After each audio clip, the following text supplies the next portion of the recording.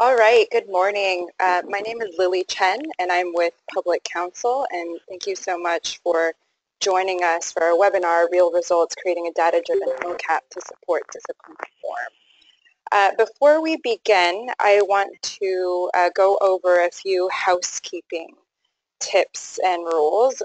One is I will put everyone on mute for the duration of this webinar. If you'd like to ask a question, please send it in the chat box at the bottom of your GoToTraining control panel, and I will try to get to it as we move through the presentation. If for any reason we don't get to your questions, we'll try to leave some time at the end, and also you can follow up with us at info@fixedschooldiscipline.org, and we'll have that email for you at the end of the presentation. We will also be recording this session and posting it to our FSD website in a few days. So to kick us off, I again am Lily Chen at Public Counsel. I will be facilitating this session, and we are very lucky to have Amir Whitaker and Dan Lowson of the UCLA Civil Rights Project, as well as Brian Lee of Fight Crime, Invest in Kids. So we'll begin, and Amir, please take it away.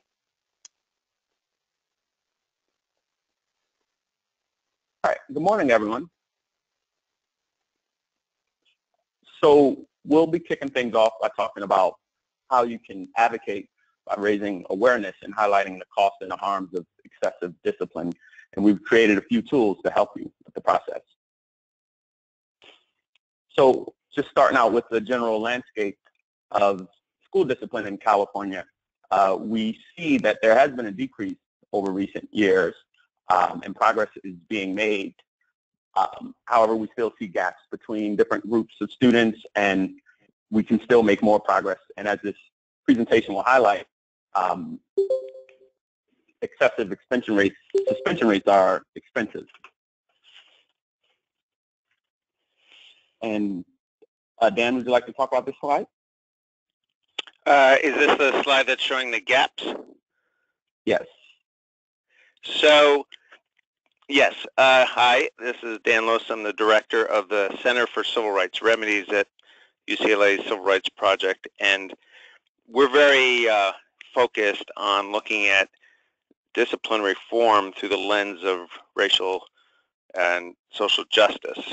And therefore, it's very important that as we're looking at what's going on in California, that we break it out by different racial and ethnic groups. In other work, we also look at gender and disability status. But here you can see that we've highlighted the change in time. So each racial group has 2 bars. And what we see is that we see for example, in the top left quarter, that's the black-white school discipline gap. So these are rates of school suspensions for every 100 students. So there were 33 black suspensions or suspensions given to black students for every 100 enrolled, and that's statewide. So that's incredibly high and very disturbing number. And that compares to whites are in every slide or every quarter, almost 9 suspensions per every 100 white students enrolled. So there's what we call the discipline gap of over 24 suspensions per 100 students. So that's a huge difference in the experiences of children in California schools in terms of who's getting kicked out. But we also see progress, and this is really important because there have been important efforts going on in many districts and statewide, and as much as this is still a picture of injustice, we also want to note progress because that helps maintain this work. When we see things that are working, and reducing the size of the gap is the best way to sort of measure progress over time. So even though if we look again at the black-white gap, the gap goes from 24 suspensions per 100 to 16. So that's a reduction of 8 suspensions per 100. If you look at the other groups, in 11-12, black students were the highest suspended group, and there still are. but they also made the most progress in terms of narrowing the gap, and the reductions in black suspensions have been greater than any other racial group, and they should be because they were the highest. So we always want the group that's being suspended the most to come down the most as we're sort of recording progress over time. This is really important at the district level where you may have tried an intervention, and to assess whether it's working, we want folks to look at each racial group separately, but also compare them to white students, or you can compare them to all students, and note the size of the racial gap. And that's what that's why we present the data this way. Now, there's another way that often people express the racial disparities, and some of you may be familiar with phrases like blacks are suspended at 3 times the rate of white students. That's called a ratio. Now, ratio is very useful for describing the injustice in the moment, but there's a mathematical aspect to ratios that they don't always describe the gaps, the size of the gaps, and they don't always, they're not always useful. They're often not useful for looking at progress over time. And in the example that you're looking at, and these are real data from California, you can see gaps have narrowed for every racial group, and they've narrowed the most, 8 points for black students. That's more than any of the groups that you can see there. But the ratio went from 3.7 times, 7.5 times more likely than whites to 3.85. So it's a slight increase in the ratio. It doesn't really reflect the progress.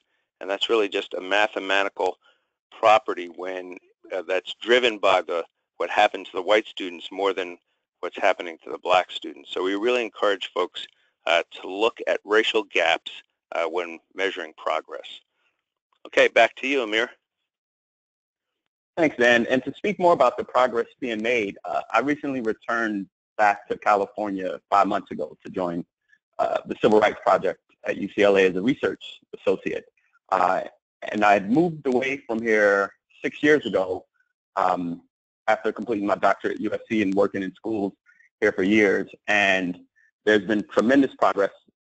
And afterwards, where I went to law school and practiced law, focusing on education advocacy in the school-to-prison pipeline, we'd often point to California as a model. But as some of these slides will demonstrate, there's still progress to be made. All right.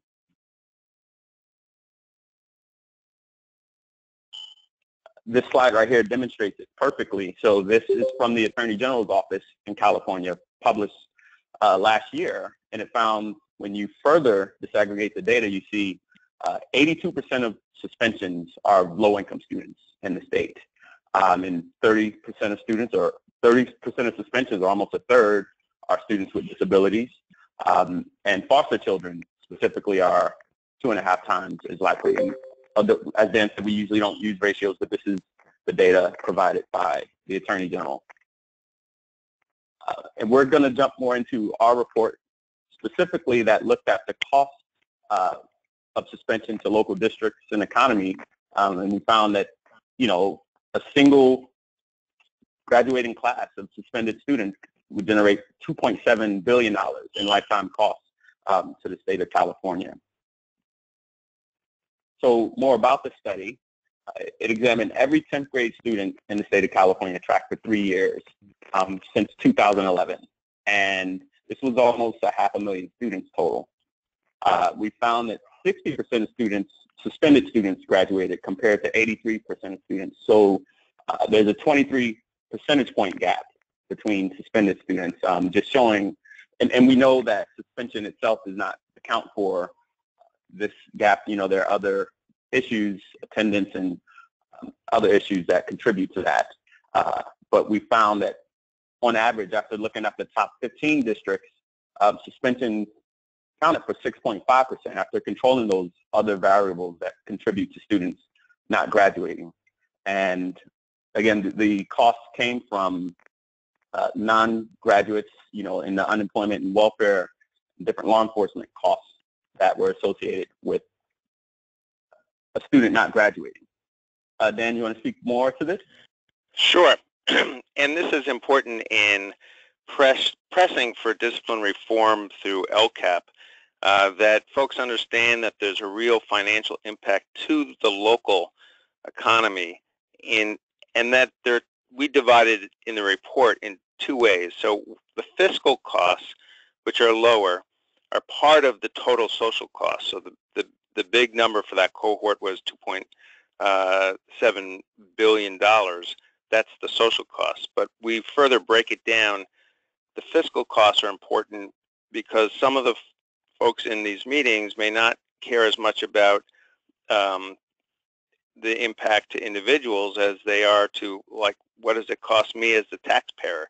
How much does this cost the government in terms of governmental expenditures?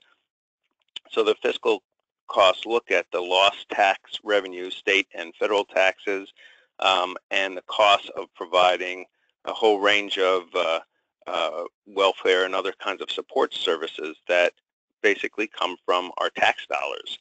And by separating those two things out, it's just there to help folks on the ground make even more persuasive arguments, to speak to folks that maybe that's all they could care about is the bottom line.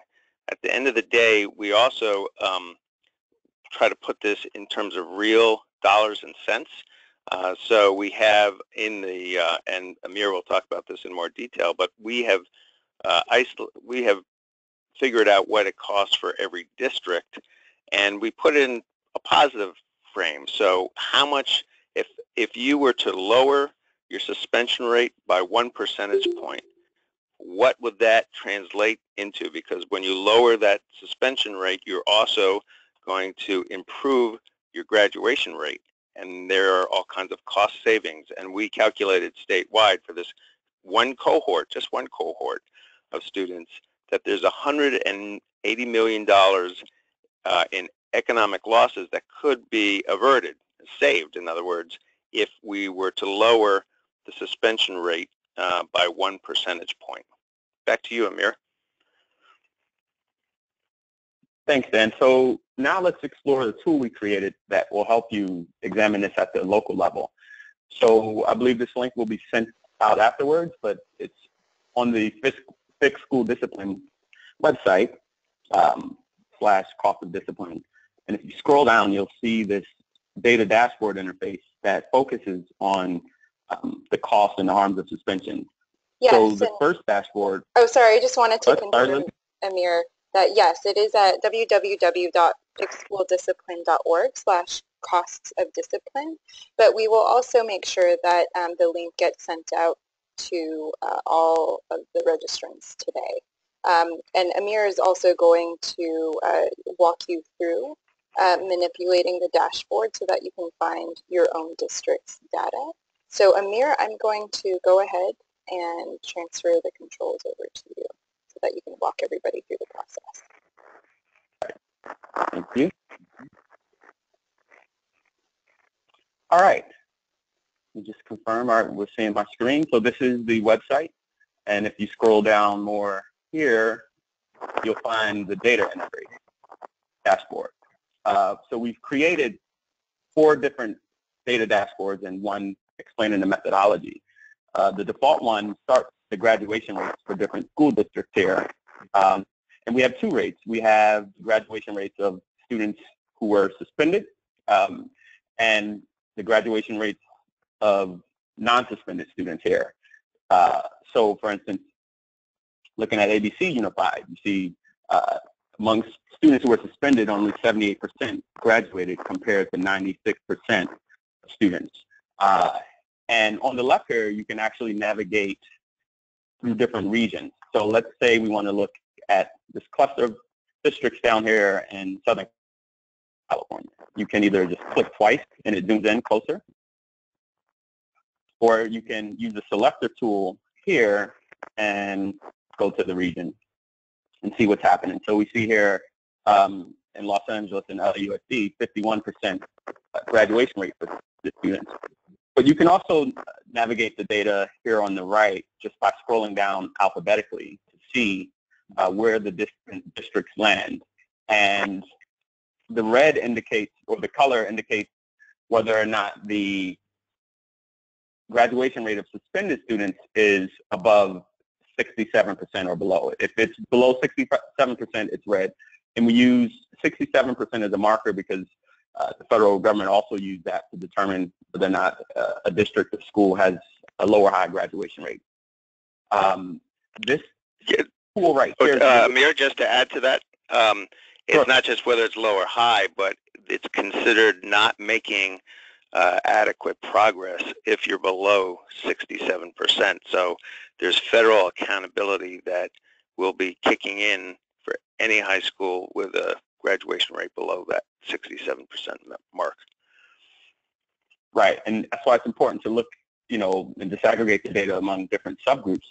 And this home tool right here is really important because if you're ever zoomed in too much or you get lost, you can just click it and it takes everything back out to the general display.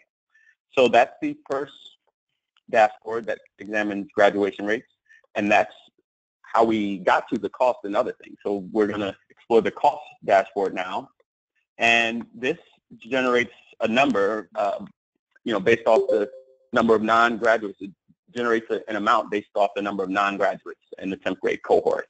And in the actual map, the size represents the portion of costs in millions. So we see here, LAUSD, the largest district, $795 million in loss from suspensions. And in the same way, you can navigate through here on the right to, see the different numbers. But you can also search here as well. So let's type in Compton to see the 97 million that the local economy will suffer because of the cohort. And this graphic down here just generates, displays the portion of cost for the different districts. So we also framing it in a positive way, focused on the benefits that would occur in local economies if the districts reduce their suspension rate by 1 percentage point. And it's important to note that it's 1 percentage point in suspension rates instead of 1 percentage point. For example, 1 percentage point going from a district with a 10% suspension rate would have to go to 9%, right? A full 1% instead of just 1% of 10%, which would take it to 9.9%. So it's pretty much organized the same way as the cost. The size represents the amount. We see there in Fresno, 1.5 million almost. And you can also navigate up and down to see what different localities would incur or actually would save or benefit from that suspension reduction. And then we also did this for the county Office of Education. And for this graphic, we put everything together. We don't have every county because the study, we only looked at districts that enrolled at least 100 students, in high school that would be able to, fit in the analyses. But here it's everything combined. So we see the graduation rates of suspended students, the graduation rates of non-suspended students, the social costs, and the social benefits. So you can actually, with some of them, you can rank them. I'm not sure why this is happening. Maybe an internal order. But if you rank them, let's go back to county. Here you can sort them. So one of the things we want to talk about is the significantly lower graduation rates here in the county offices of education, or if you're in Orange County, it's the Orange County Department of Education. And we see here, they're as low as 5%, looking at the cohort of students here in Fresno, but just some really low rates compared to other districts. And then you want to talk about some of the things that occurred in the data in the report? Yes, thank you. So one of the concerns we have is that there may be some districts where they look like they have a really high graduation rate, yet when we tracked what was happening to the students from those districts, we noticed that in some cases, a lot of students were leaving their district to go to the County Office of Education, which is a provider of alternative schools. Some of them are for kids with special needs, but some are discipline, just focused on discipline.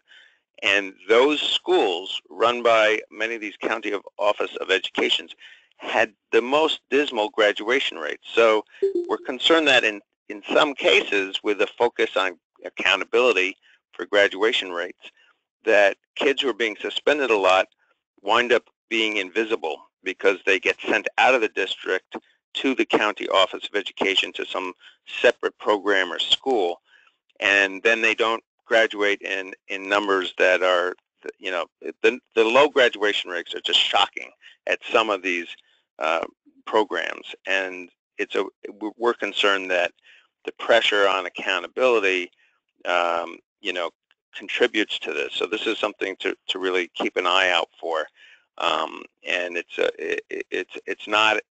it's unjust because those kids are being shortchanged if they're being transferred out and then they don't graduate.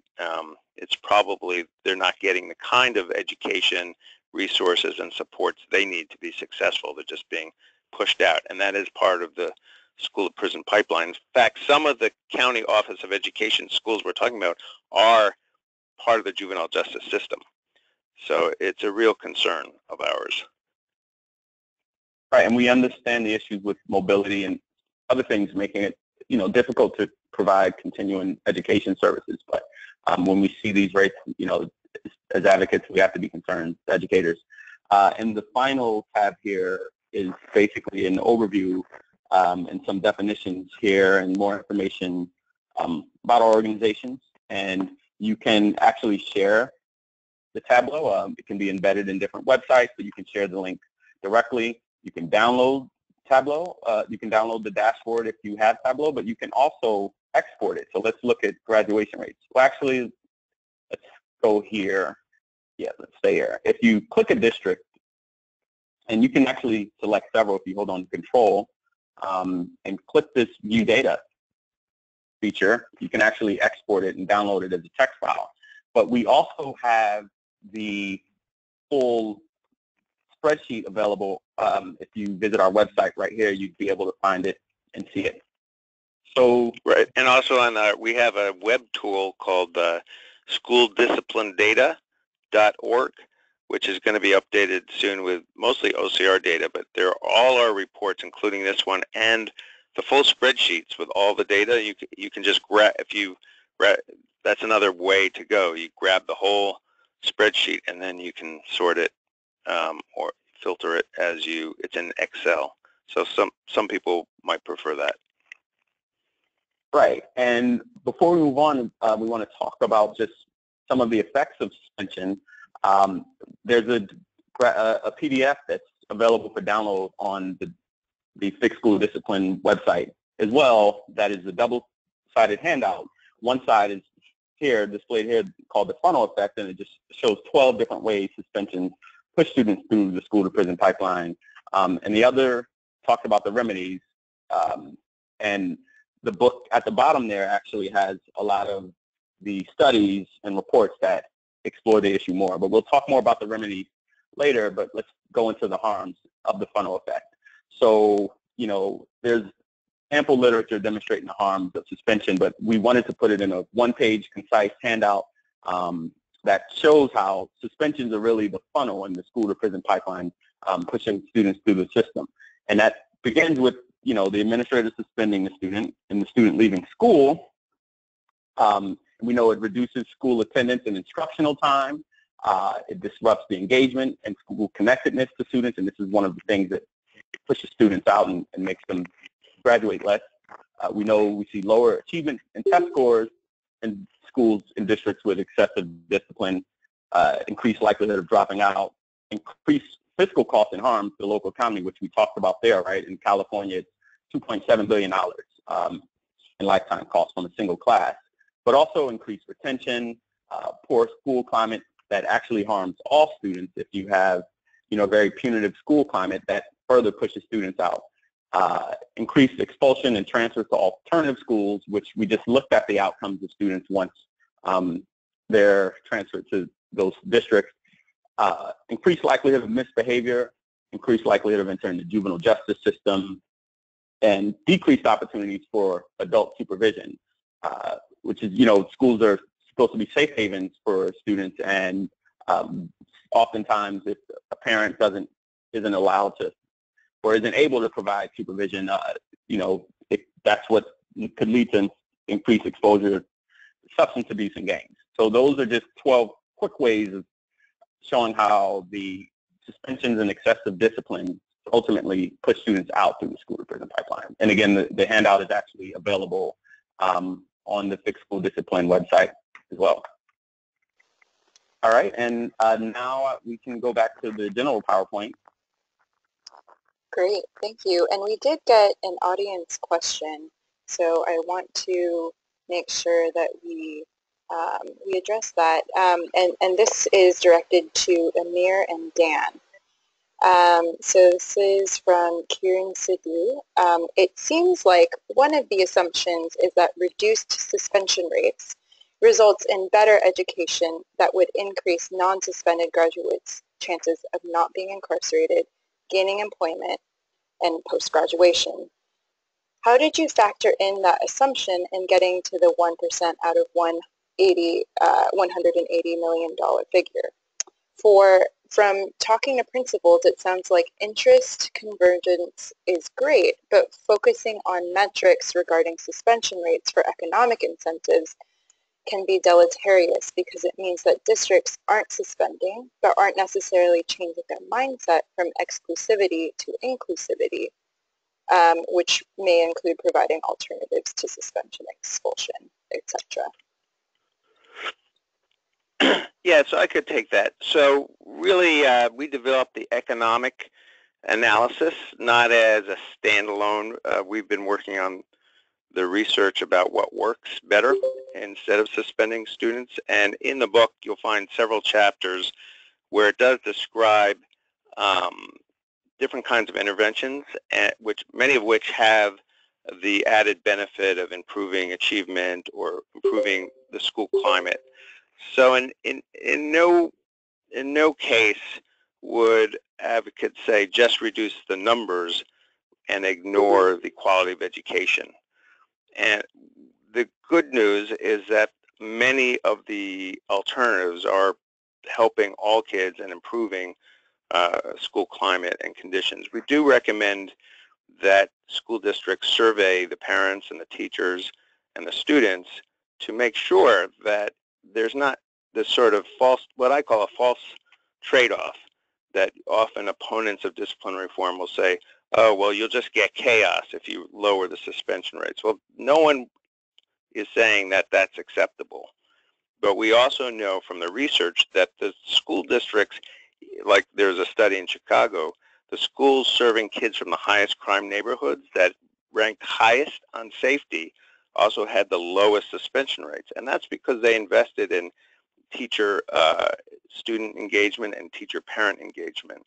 And we're finding that that's sort of a common theme, that improving relationships adds to both safety and reducing suspension rates. But the reason we did the economic study is really to really drive home the message that there is a real cost to suspensions. Oftentimes people think that it's a cost-free kind of way to deal with behavior because, let's face it, it's really not an intervention at all. You're just kicking a kid out of school, and that seems to have no direct or immediate costs. So, that, Amir, do you want to add to that?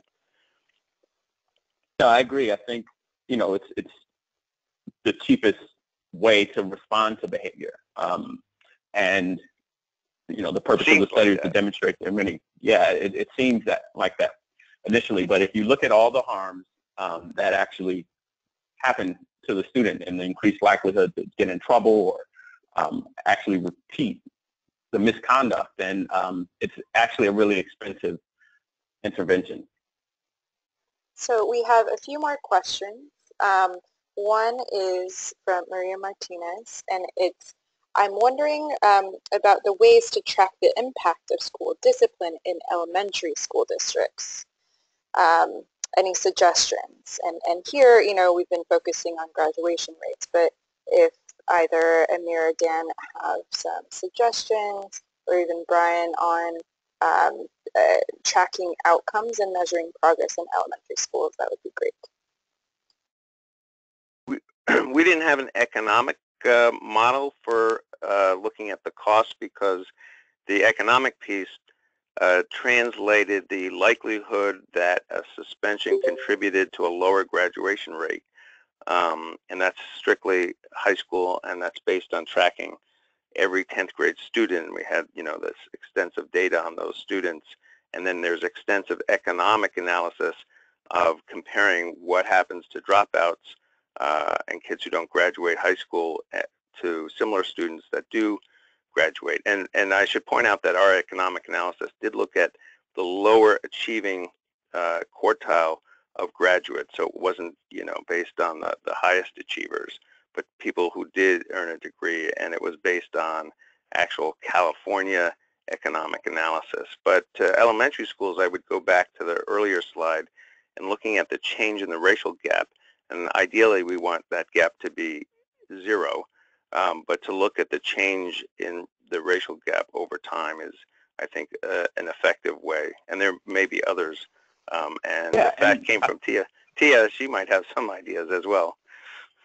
And if it's elementary students especially, I think, with the legislative efforts happening in different states where they're actually trying to eliminate all suspension for our youngest students, progress is close. How close are you to 0, right? Because we should limit how much we deprive our youngest students, especially of their education. But we're going to talk more a bit later about ways to look at progress and see if and provide tips on, looking at your district's data. Great. And just a housekeeping note, because I'm getting questions. The handouts that Amir went through with the audience, as well as the dashboard, we will send those links out to all of the attendees directly after the webinar.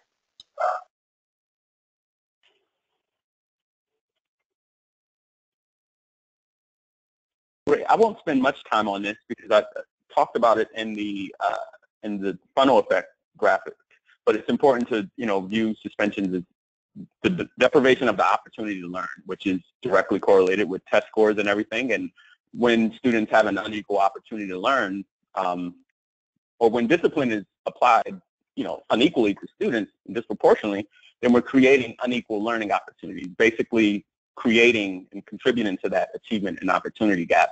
And I always ask schools and districts, why is perfect attendance rewarded?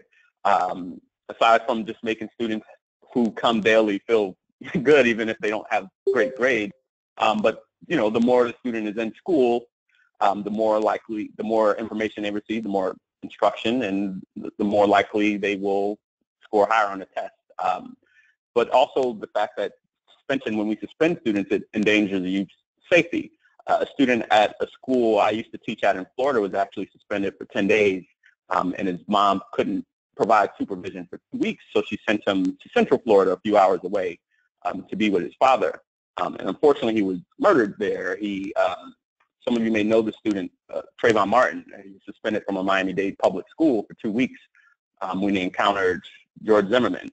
And again, schools are a safe haven for students that, would protect them from such issues. Going to the next slide. And I'll just add, if I could just add to that, some will say in the communities where you're addressing this issue that, well, what about the good kids who aren't disruptive? And I think what oftentimes gets lost in this debate is it's not either suspend students or have chaos. And the book that will about the research later, but it's really important to note that is not the choice. The choice is providing the supports for the teachers, for the students, so that they can be successful and addressing problematic behavior in a way that prevents that or helps prevent that problem from reoccurring, understands the root causes of that problem. And it's really about investing in students and in their families if there are problems, and finding the best solutions as a problem solver, not just kicking the student out of school and thinking that somehow is going to help things. There is no research actually to support the notion that just kicking students out of school, that's really a non-intervention, that actually helps. And that's why we put this sort of economic cost, because it isn't a solution at all. And something else to consider with the funnel, because of the literature demonstrating, suspensions actually contribute to students dropping out of school, then even the word dropout, where, there's an assumption that the student is making the active choice to leave school, really should be re-examined, because, the school climate and punitive discipline policies actually contribute to a student leaving school. And I myself was placed in an alternative school, expelled, and actually dropped out. And for years I thought I dropped out until studying educational psychology and saw that there were things in the learning environment that actually contributed to me deciding to not come to school. But also in California, you all have robust law in terms of a right to an education, both in the Constitution and in case law. And 5 months ago, when I was in the state of Alabama doing education advocacy, there was nothing like this. And, it's because of the hard work of advocates, but use that in the conversations to say, students have a right to an education. So we should limit suspension. And suspensions also contribute to parental stress.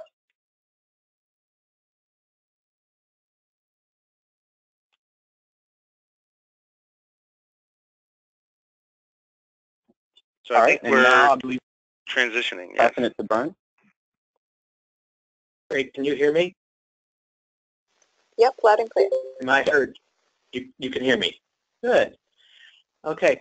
So, and thank you to hear from Dan and Amir. I mean, I think it's the kind of the goal of this webinar, and we're so excited that you all are joining, is really to see how, what resources and what advice can we give you to help your district do more to address school discipline. And soon we're going to get to, we've already kind of given you a resource. You can kind of show the cost your district is suffering from suspensions and their impact on graduation rate and the costs associated with that. And soon we'll get to, well, what should you be asked for? How can you go about doing that in this LCAP process? But first, we want to touch on two things that will impact the opportunities to address these issues in the next LCAPs that are due at the end of next month, at the end of June. And those two things are the new accountability system in California and the new LCAP templates. So first, we're going to I know a lot of people have gone to a lot of workshops on the dashboard, the new accountability system. So we will be very brief on that. But let me see if I'm going to have luck on pressing. Yes, so the key thing right now is that we have what used to be under the LCAPs. The LCAP statute says there's 22 metrics you have to have goals and actions and expenditures on. That was a lot.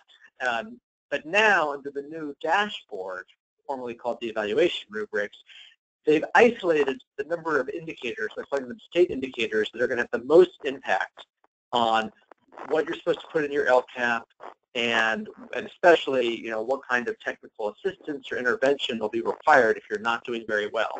And the exciting news is that of the 5 that are currently there, suspension rates are one of those 5. So clearly it elevates suspension rates to something that districts are really going to closely have to look at. Now that accountability system, it's this kind of color-coded system. Blue is best and red is worst. And they're doing it by looking at 2 different things.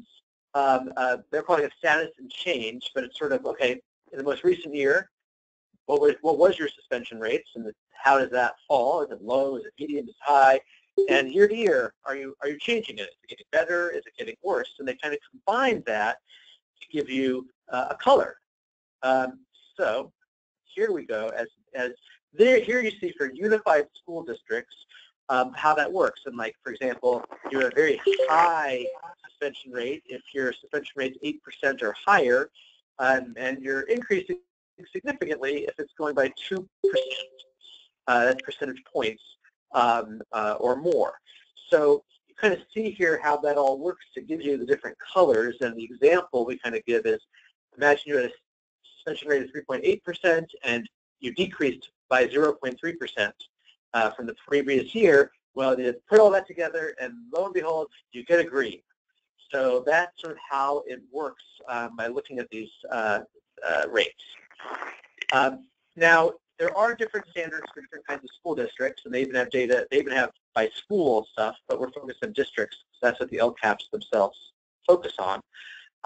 And obviously, a low rate seems to be something that people have often talked about as being a goal. And you can see that it varies by the type of district, because we know that older kids tend to get suspended more often. But a low rate for Unified is 2.5%, and you can see the other rates for the other districts, 1.5 for elementary, et cetera.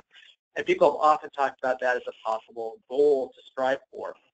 Now, a lot of these things are, and then another thing of note is, that's talking about suspension rates, but another thing is school climate surveys. And there is a question of where does that fit into the dashboard and accountability system? And it is one of the handful of local indicators that will be in the dashboard that districts fill out themselves. But all that's judged there is whether or not you actually have student surveys at least once every 2 years. It's not about the results. So I think there's been a goal, and there'll continue to be work to try to maybe incorporate climate surveys as a state indicator eventually. But right now, it's just whether or not you're doing them.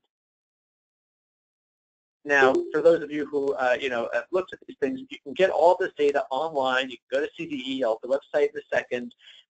The main page, they call it equity report, and it kind of gives you your overall rate. You can see suspension rate in this sample district is a orange, and then it also kind of says, okay, of all the different student groups, and there's 10 that have significant populations in the district, how many are in red or orange, which is the bad? So here are 4 out of 10. And then you can even get more information if you go more in depth. So there's another place you can check and see student groups, and this is really small, I apologize, but you can kind of see across that for each of these ethnic groups and students with disabilities, et cetera, they give you a different color for each of them. So that's a really good place to see how you are doing as a district. Now, as they did this, it was basically kind of proportional. They were kind of trying to do things. So it's not based on any sense that 2.5% is an absolute, that's a goal. It was sort of, where does districts kind of fall? Because they wanted to basically have about 25% of the districts are in red or orange. So we kind of see when you look at all the districts that on suspension rates, 8% fall into red, 16% fall into orange, and you can see across. But we do see when you look at individual subgroups that you see a lot more red and orange. So on this chart, you see like for African Americans, 22% in red. For students with disabilities, 24% in the red. So, as you go in depth and look at your dashboard for your district, you should just look at the overall. You should look at the specific subgroups.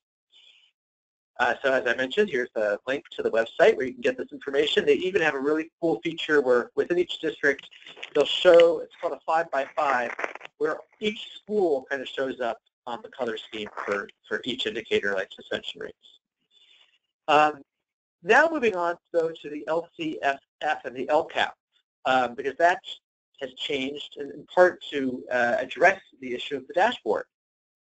So, just a few basic points, as folks probably know, the LCAP is supposed to address the 8 state priorities in LCFS. And school climate is one of those, suspension, expulsion, and other local measures, including surveys on safety and connectedness.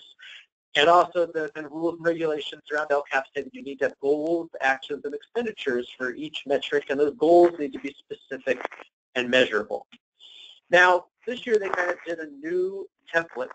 The big change is this addition of a plan summary as a new thing at the top of the chart. And we'll get into more of the details of that in a second.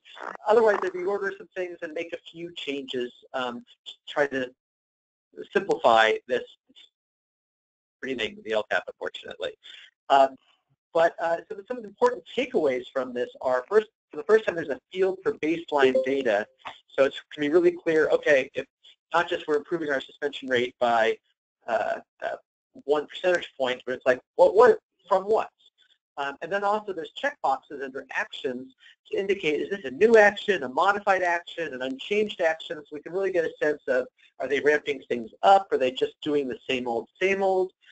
And then finally, it used to be a real pain to kind of see how things change from year to year, because you'd have to go from page 25 to page 45 to page 65 just to find suspension rates, because they separate each year.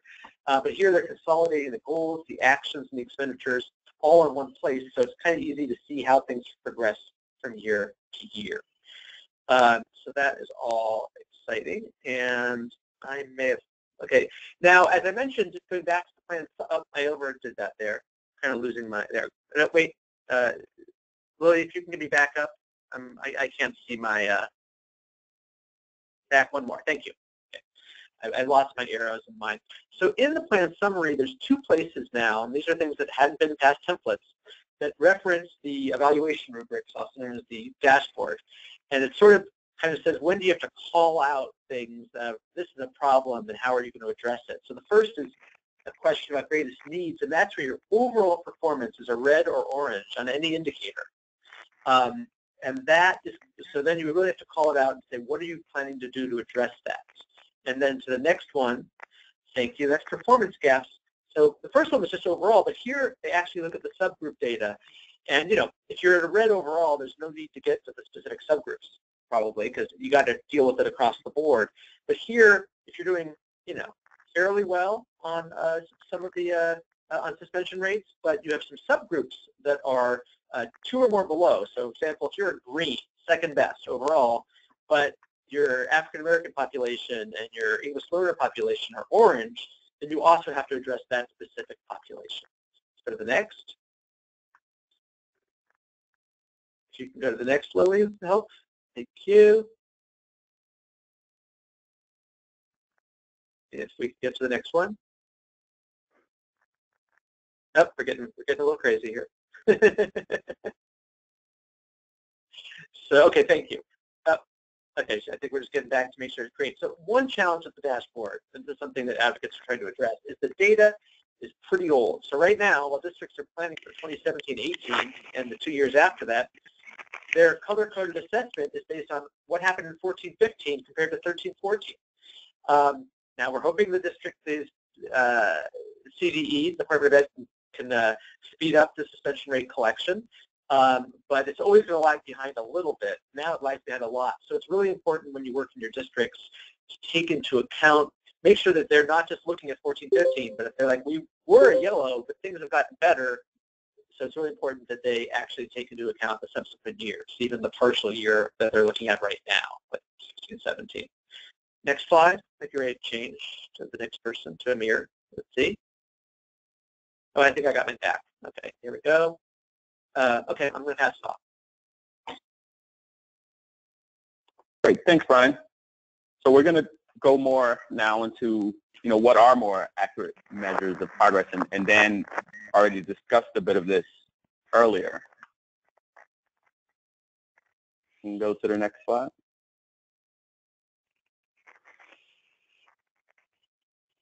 All right, so measuring true progress, as Dan said, limit the use of ratios. Although we understand that any disparity or inequality is a problem, especially since ample research demonstrates there aren't significant differences between the behavior of students at schools across subgroups, and actually school factors were more predictive of how high a school's discipline rates are, like the school administrator. But looking at percentages and reductions over time is a more accurate way to look at progress. And this just goes to distinguishing the harm from the disproportionality issue. Whenever you use ratios and that sort of thing, still understand the harm. As Dan said, just the 8% gap decrease with Black students in California shows that there's suspension is less harmful, even though actually the ratio has increased So when looking at the data and measuring progress, it's important to disaggregate or break down the data across many different areas. So, infraction type, whether looking at zero tolerance versus non-zero tolerance, defiance or decay offenses versus not, and see how those rates are going down and instances are going down across different groups.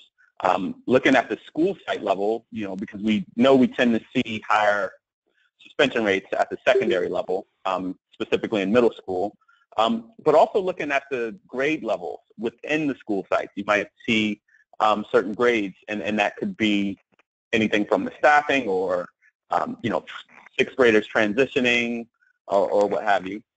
And looking at days of lost instruction is really critical in terms of, highlighting the impact on academics and speaking in a language that, if we're talking about the outcomes of students, people may be more amenable to. So this is just one example statistic there at the bottom that came from the Attorney General's report that did a decent disaggregation. Shows Black students are only 5% of California's K-5 students enrollment overall, but they're 22% of suspension and 28% of suspension for students that are longer than 3 days. So, by breaking this down by race and by grade level and even, by days of instruction, you see the inequalities grow. And this, for me, this statistic shows that we still have a lot of work to do. All right, Dan? Yeah, and just to add to that, the last one, the days of lost instruction, is also important to the extent that you might find districts, if you're only measuring the counts of suspensions or the number of students suspended at least once, you might find that those are going down, but it wouldn't really be progress if there was no change in the days of lost instruction. So just having fewer suspensions but having each one be much longer isn't progress. So that's why keeping track of how much instruction time disaggregated by race and disability is really important. And as Amir pointed out, it drives home that we're not just, it takes the sort of discussion away from about safety and chaos and really adds that piece about academics, because when kids are not in the classroom, they're obviously not going to be able to learn anything. Right, and just to emphasize that, one of my first settlements in Florida, we had a district go from 10 days maximum suspension to 3 days max. And, we saw that actually, unfortunately, the days of lost instruction hadn't gone down much because students would just get repeated 3-day suspensions. 3-day suspensions is almost equal to 1 10-day suspension. So definitely look at days of lost instruction. All right, moving on to the next slide here. Dan, you want to take this one? Sure. So there are other kinds of discipline data that in your district, for example, if you have a system of positive behavioral interventions and supports, you may have heard of PBIS, or it could be another tiered intervention strategy, but where they're keeping track of how many kids are sent to the office. That's a really important piece of information to have, because again, going back to someone's earlier point, we really want to improve behavior and improve the school climate. It's not just a numbers game. So if you're seeing loads of kids still being sent to the office, that's not a sign that everything's working as well as it should be. Now, we want teachers to be trained, but we want principals and other support, and special ed administrators. Everyone should be on the same page in terms of providing the supports, and these people also need to have adequate training in how to do this. Another thing to look at is, again, the reasons for the discipline. In addition to disruption and defiance, or those K offenses, there are other minor offenses, tobacco use, or having paraphernalia but not drugs, and there's all kinds of things that could be what we call the whack-a-mole problem, where it looks like maybe the K offenses, disruption, defiance, are down, but we see a dramatic increase in some other category that that's a sign that it's not real reform that's going on. The other thing is along the same lines: increased citations, where school resource officers or police are giving students tickets for behavior, or that the school is now more frequently calling the police in to deal with what the schools really should be dealing with on their own. And likewise, we pointed out earlier, the transfers to alternative schools, sometimes their large districts sometimes have their own alternative programs, but also transferring to these county office for education run schools and programs. Now, some of these are excellent programs that kids need, but if we're seeing a real shift and these numbers increasing, that's probably not a good sign. And the other thing is to keep track of what kinds of interventions are used. Not everything will work well. We have to have this sort of baseline because it's important to find what works in your district. And if one kind of intervention or program or approach is not effective, it's important to take an honest look at the data and consider trying a different set of interventions. Or maybe it's there needs to be more training. Oftentimes, people say they're doing, and you can fill in the blank, restorative practice, PBIS, social emotional learning. But you find that there's been actually no money spent on restorative justice coaches, no money spent on training teachers, no administrators have been trained on these interventions, and that's like it looks good on paper, but when you follow the money and the resources, it's really not being done. And then it gives those kinds of interventions a bad name, and people start thinking, oh, this doesn't work, when it really wasn't implemented with integrity. Right. Over, so back to you.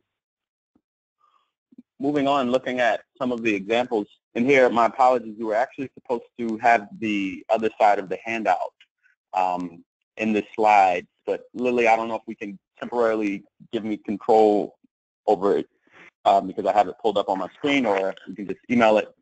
But it's basically a list. All right, yeah, here we go. This is the other side of the funnel effect handout, and it basically explores different ways. It's sort of like a comprehensive list, but we understand it's not exhaustive, of all the types of remedies and solutions out there, but we wanted to ensure that we don't just talk about the harms, but we talk about the solutions. And many of these you've heard of or implemented in your schools and districts, starting with the top right, to eliminate suspensions for the bias-prone offenses like defiance and disruption, of course, restorative practice and different things. But also another good one here is, let's see, early warning systems. Number 5, student threat assessment. And the book Closing the Gap actually has the study that looks at this. I believe it was implemented statewide in Virginia, as an alternative. And I remember I had a client in Florida who was suspended over a tweet that said, the school pride tweet said the school's blowing up, and the district interpreted it as, something that, I mean, there were some cultural disconnects there as well, but had they had some threat assessment protocol in place to really analyze, all right, what did the student mean by this? The student was actually expelled from school because of this tweet. So here are a list of some of the different remedies and solutions. Dan, you want to add anything specifically? Yeah, just that in the handout and in our continuing work, I know Amir is connecting each of these to the research. And you may hear that, well, nothing's proven effective. That's a pretty high standard, but there is a chapter about classroom management that wasn't even addressed at school discipline. It was based on improving teacher-student engagement, and it found that the teachers that received this rigorous sustained training program called My Teacher Training Partner Secondary, these are secondary school teachers, they eliminated the racial disparities and dramatically reduced the use of suspension and their office disciplinary referrals At the same time, the whole program was designed to improve engagement, to improve achievement, and it had already been validated for that purpose. So there are a lot of, but the point is that there are a lot of different things that can be done, and they can be done in a way that one is connected to the other. They're not mutually exclusive. And to the extent that people say, well, you know, it's not proven and you know, proven effective, there's never been a study that shows that kicking a lot of kids out of school, especially for minor offenses, is effective. There's never been any research to support that approach.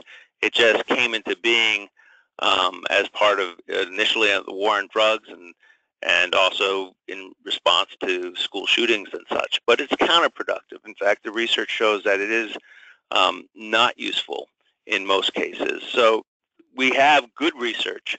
Is it the best research? We're constantly updating and the latest studies. So that's another sort of role that we want to play to bring the the best research that's available to folks on the ground. So that and again, each one of these alternatives does have a research piece and a set of citations that goes along with it. And you can find them in this book here, the Closing the Gap book. And also, now that I'm in California and connecting with everyone, we're providing free copies to different organizations. So just shoot me an email, and we'll meet, and I'll provide a free copy and explain some of the stuff in the book. All right, thanks, Lily. Great. So one quick question that we have on the handout was, are the interventions and alternatives listed in any particular order? I couldn't hear the question. Are the alternatives in the handout listed in any particular order? No, they're not listed in any particular order. Actually, if anything, it's just for the graphic layout. But no, there's, we wouldn't prioritize anything. Well, I mean, there's some that are more simple, and we put the defiance disruption one at the top because that policy change is usually the easiest, but, it must be accompanied by different training. But another caution with the handout is, although we presented it as sort of like a laundry list of solutions, each initiative should be taken with care and implemented with fidelity and to ensure that you're actually doing it correctly, and you shouldn't just throw everything at the wall to see what sticks. You should, be careful and make sure that it fits within your local district's culture and serves your students best. But there's no... And to add to that, I remember being privy to one of the LCAP plans for a district that had some serious issues, and they said, oh, but we're doing all this restorative practice work. And in the budget, it showed, this is a large district, $5,000 for restorative practices, and I think it was $500,000 for school resource officers and school police. So it's important to see, is there a meaningful investment in the training and implementation that's necessary to help these things, these kinds of interventions really be effective? And that's something that's really a local, district by district effort.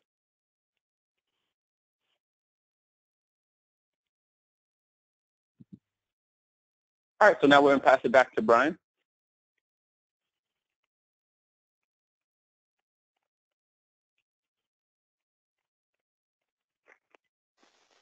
Brian, if you're having any trouble with the controls, you can just tell me next slide.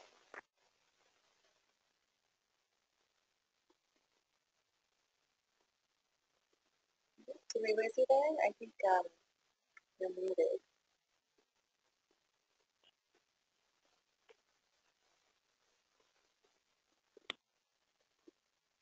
Brian, are you there? You may have been muted.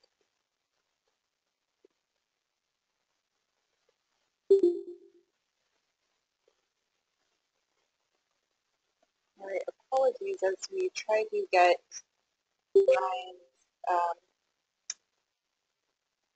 there we go. Brian, Can you hear me? yes. Can you hear me now? Yes.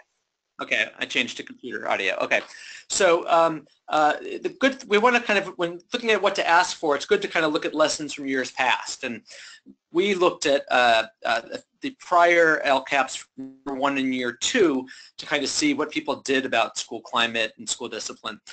So a few of the findings were that, more than a third of the largest districts did not have specific and measurable suspension reduction goals. So it's really important to be specific. Most districts did not include disaggregated goals by subgroup. Only 36% actually did.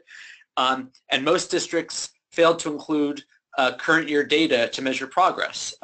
We know it can be challenging if you're doing it, you're writing these things in May and June, but places, did it. You could look at the first semester, you could look at through April, what are your suspension rates?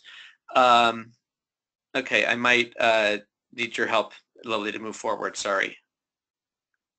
Next slide, okay, now I'm good. I just needed to move something from the bottom of the screen. Okay, and then we also found that districts are focusing a lot on evidence-based alternatives, which is great. 84% of districts actually have PBIS, restorative practices, or SEL. But as kind of Dan referenced, there's a question of, are they putting sufficient resources into them? And we found that over half of the districts did not identify the specific amount of funding that would be going for those programs. And then where they did, there was a huge range from $11,000 to $3 million. We also found that districts are increasingly having goals related to school climate surveys on safety and connectedness, but still only about a third of them actually have goals on both safety and connectedness, and both goals are actually required to be addressed in their LCAPs, so there's certainly room for improvement there. So as you move forward in your districts, or as a district official or an advocate, these are some suggestions we have on how to address school discipline, particularly suspension rates in your LCAP. First, on goals, it's really important that they be clear, measurable goals. Like really, instead of avoiding all the confusion, just say, what should the rate be in year 1? What should it be after year 2? What should it be after year 3? It was kind of pointed out that you could have ambiguity here. Amir referenced, if you're talking about a 1% reduction in a 10% rate, well, 1 percentage point brings you to 9, which is actually a 10% reduction, while just a percent reduction gets you from 10 to 9.9. It's also really important not just to say, oh, we're going to reduce it by 5%. And then just say that for year 1, year 2, and year 3. Is that a 15% reduction, or is that just 5% and that's all you want to get to? Also, it's really important to have ambitious goals. I've seen a district where they'd already met their goal in the prior year. So that doesn't really, and maybe it was so good that they didn't need to, but they kind of left the impression that they were really being ambitious. But it turns out that, the year before they already were at like the 10% below their baseline. So we do suggest one possibility, given the way the dashboard is done, is that looking at that low rate for the unified school districts, or whatever kind of district you have, would be a good idea. And then the baseline really should be for a recent year, consistent with that, and it's really important to have distinct goals for subgroups. That should have been, I messed up there, that should be bolded. That really is its own really important thing.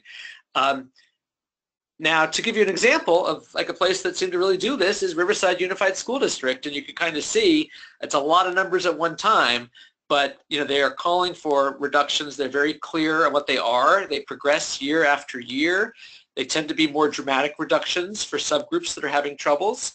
So that's a good kind of model to follow. Now, other kinds of goals that you can look at, under the dashboard in LCFF, you have to have goals related to suspension rates. But that doesn't mean you only have to have that. And some districts do go beyond, so you could reduce specific grounds like disruption defiance, total number of suspensions, total number of days lost to suspension, etc. And then, as referenced before, there's additional goals besides suspension expulsion you want to kind of measure, because you want to make sure people aren't just kind of doing a workaround. So measuring office referrals or arrests or transfers, that's the kind of things we sometimes see in a handful of LCAPs, but it would be recommended. And of course, including things like survey results on safety and connectedness is required, and really also makes a lot of sense to kind of see the positive side of things. Then when it comes to actions and expenditures, I think it was already kind of referenced, there's a range of actions from alternatives to support staff, training, data analysis, tracking alternatives, a lot of things in that funnel slide that Amir was talking about. But things to be wary of as you go down to actions and expenditures, it's really important to have details. So some things are, are these changes or are they just more of the same? And that's where those checkboxes they now have on, is it unchanged, is it modified, that's helpful. The numbers should be clear. How many schools are implementing it? How many teachers are being trained? That's the kind of thing you see in some detailed LCAPs. And a year-by-year changes, see if they're phasing it in, which sometimes makes a lot of sense. And then on expenditures, some clarity is really important. It's one problem we see again and again is bundling a whole bunch of actions that aren't so related, like school police and Common Core implementation, all under $77 million for that and PBIS, and that doesn't say much. So really having a clear, explicit how much money, and then really providing details on how you're going to spend the money so you can really see if it's a legitimate plan and really monitor things more effectively. So an example of that here is Bakersfield City Elementary School District, which has a sizable amount by what I've kind of seen, $6.4 million dedicated to PBIS. And they break it down into a few different categories. They're very specific on the kind of support staff, and they're specific on having some PBIS coordinators. They have some dollars related to parent involvement. They also have professional development for the support staff, even for the bus drivers and the clerical staff. They have data analysis. They have some mentoring, working with CBOs. So all that's so great. At the same time, there's always room for improvement. And you look at this, and I didn't see professional development for the teachers, which is a pretty central part usually of PBIS, and maybe they've already done that. But it's important to, the more details, I think, the better for accountability purposes on this. And then finally, every LCAP has to have an update compared to the prior year. And as we've kind of talked about, it's really important not just to look at the colors in the dashboard, because that's 2 years old, and not just the year before, but look at the data from the current year. Like right now, find out what their suspension rates are as of now and make sure that that is addressed in the update to see, they're evaluating their actions for the prior year. They should evaluate their numbers for the prior year. And I will now hand it over, I think, to Lily. So now we're going to be talking about, now that you are sort of armed with all of this knowledge about the process for making decisions in your district and all of the data that's really important for your district to be collecting. How do you start to have those conversations, and who are the folks that you need to be targeting? So here's a list of the key folks, although we can also talk about community-based organizations as well. But starting at the top, the superintendent and his or her staff are going to be working pretty much year-round on what is our LCAP going to look like and what are the milestones that we're hitting during the school year. School board members are actually the ultimate decision makers. So even though the superintendent and their staff during the school year are really dealing with the nitty-gritty, in May and June of the academic year, that's when school board members will be reviewing those draft LCAPs and voting up or down whether or not it's the right decision for their district. The local control funding formula law requires that the district get feedback from a number of stakeholders, including, but not limited to, a parent advisory committee, where the majority of members of the committee are parents of students, including parents of high-need students, so the English learner, low-income, and foster youth, who are generating those special supplemental concentration funds to be used to improve outcomes for those students. On some committees, you also see other school site staff. I've been at parent advisory committee meetings where school psychologists and counselors are also part of the committee, as well as one or two students. The district is also required to get feedback from an English learner parent advisory committee. And this is if a district has 15% or more English learner students. And the majority of these numbers, again, should be parents of English learners. And then you have school site administrators and school site councils. So school site councils are a body of folks at each school who look at what the plan for the next year is for that school. And a lot of districts will funnel out discretionary funds to each of their school sites to use in a way that they think makes the most sense. So again, here, much like at the district-wide level, where you have the superintendent and their staff sort of looking throughout the year on what their LCAP is going to look like, it's a similar process at the school site where principals and assistant principals are looking at, okay, so what did we use our funds in the last year and how do we want to use them this year? Although it is the school site councils that make the ultimate decision. And then students.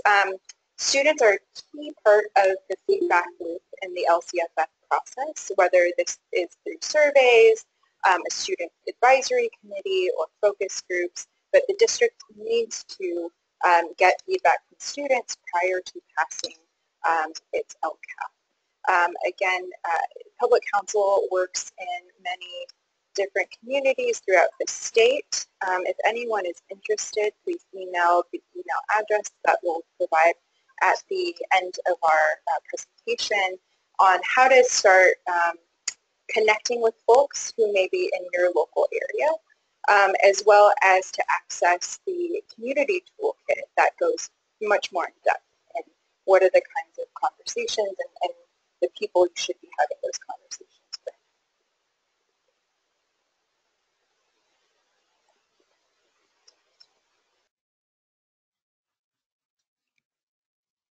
All right, so we'll cover some of the counter arguments, and Lily, your last comment was actually a great transition to some of the pushback that we might hear from schools and districts when pushing for discipline reform.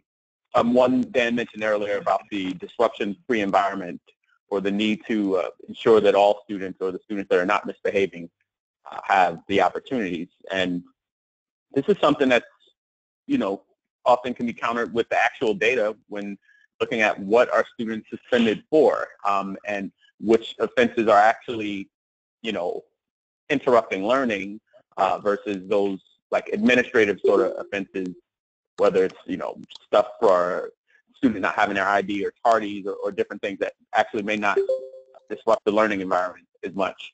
And then also, Dan, you want to talk about some of the new studies that actually show that school or attempted to demonstrate? Right. There are a number of sort of very conservative and even right-wing think tanks that have been producing studies lately. One of them was on New York City, and it's really it's been reported as meaning one thing, but a researcher looking, like myself, looking at their actual study will find that there are a lot of contradictions, that the study is being presented as evidence that there will be chaos if you reduce suspensions. What the researcher acknowledges in the fine print is that this was not anywhere close to a causal analysis. And then if you look at one of the pieces of data, when this researcher in New York City looked at the schools that actually reduced suspensions, they didn't have this negative impact that he's talking about. He was looking at all the schools in New York City, but when he zeroed in on the ones that showed a drop in suspension, they really didn't have a worse climate. They looked the same in terms of their climate ratings as ones that said there was no actual change in the suspensions. And in fact, the study also divided into two periods. The first period, there was a big drop in suspensions, and the report acknowledges there was no negative impact on school climate. It was only the second half of the drop, and New York City has among the lowest suspension rates of any large urban district. It's down to about 3.5 per 100, which would be the goal in California for any district. So the context matters.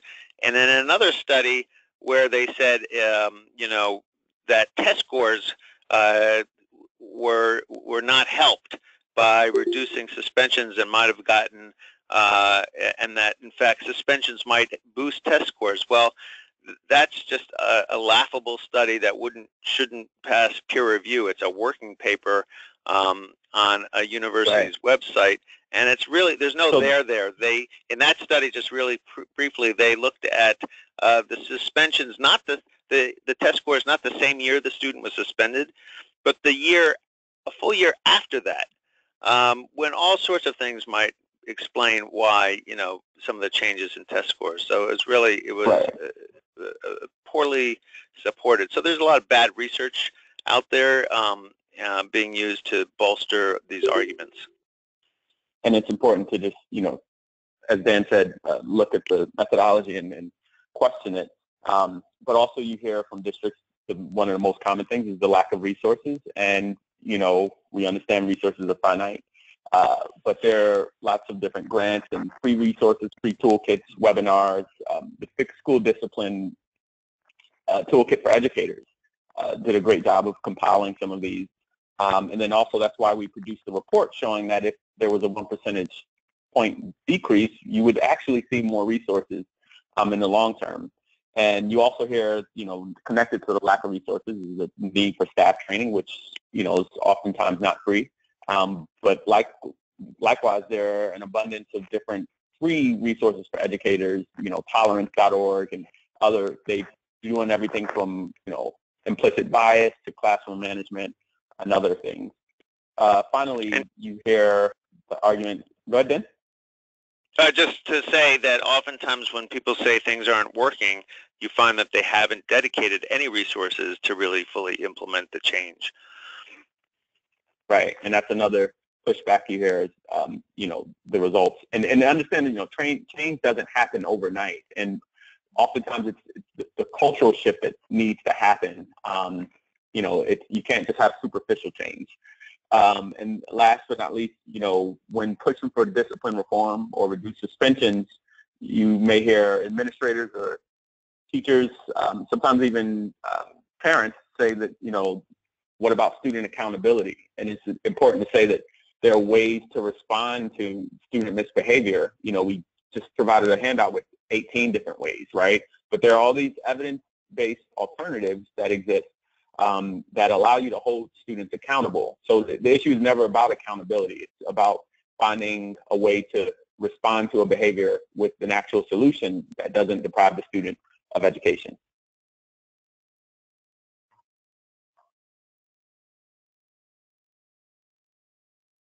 And here are just some of the professional statements there. You see more and more advocacy organizations, professional and expert organizations, pointing out how counterproductive suspension actually is and the impact on students. So I just want to go back one more slide.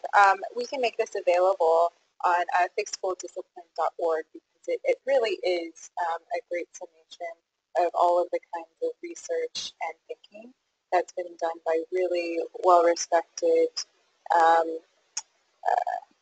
entities from across medical and psychological and teaching fields, as well as the California Attorney General.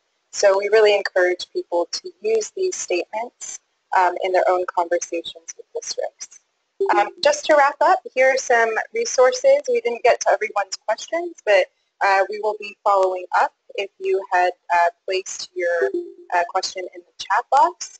Also, feel free if you have any questions after today's webinar, please email info@fixedschooldiscipline.org. And again, we will be sending a follow-up email to all of the registrants today with links to all of these resources. So thank you so much.